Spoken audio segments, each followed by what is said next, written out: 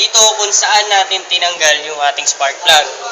So, ang gagawin natin ngayon, papaandarin muna natin yung makina. So, pagka pinaandar natin yung makina, makikita natin na papalaw yung meter natin. Okay.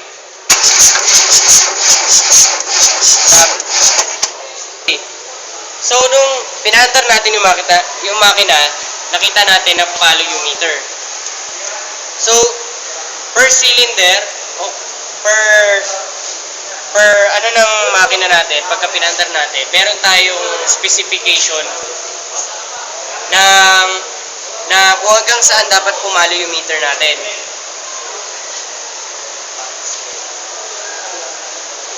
Meron tayong tinatawag na PSI. Ang ibig sabihin ng PSI is pounds per square unit. Inch.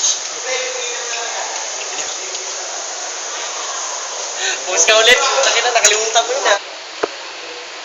So, nakita natin kanina, nung pinaandar natin yung makina, pumapalo yung meter.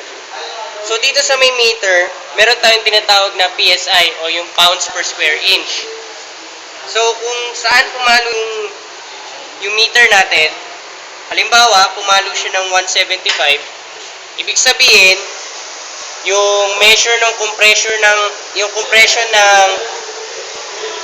sasakyan natin is meron tayong 175 PSI o 175 pounds per square inch.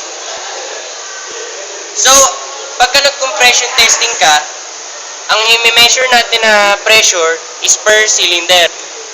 So, meron tayong 4 cylinder dito. Cylinder 1, cylinder 2, 3, at 4. So, kapag mineasure mo lahat yan, lahat ng 4 na cylinder, dapat magkakaparehas yung measure na lalabas dito sa ating meter. Kung may 175 dito, dapat sa ibang mga cylinder, meron din tayo 175 PSI o pounds per square inch. O kaya, pwedeng tumaas. Kapag meron tayong cylinder na nagkaroon ng pagkakaiba sa measurement, halimbawa, itong cylinder 1, meron tayo 175 per square inch.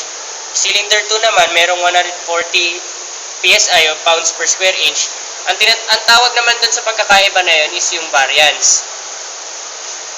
So, paano nga pala natin malalaman kung good or bad yung condition ng pressure ng sasakyan natin? Kailangan yung PSI natin umabot ng 125 or mas mataas pa sa 125 yung measure or yung